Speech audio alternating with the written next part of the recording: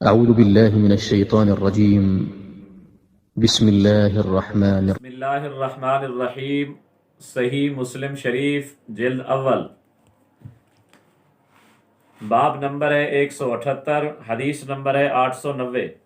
باب نمبر ہے باب حجت من قال لا یجہر بالبسم اللہ، کہ بسم اللہ کو بلند آواز سے نہ پڑھنے والوں کی دلیل۔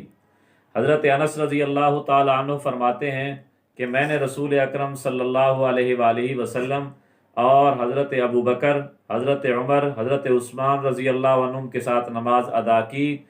فلم اسمع احدا منہم یقرأ بسم اللہ الرحمن الرحیم، میں نے کسی کو بھی نہیں سنا کہ وہ بسم اللہ بلند آواز سے پڑھ رہے ہوں۔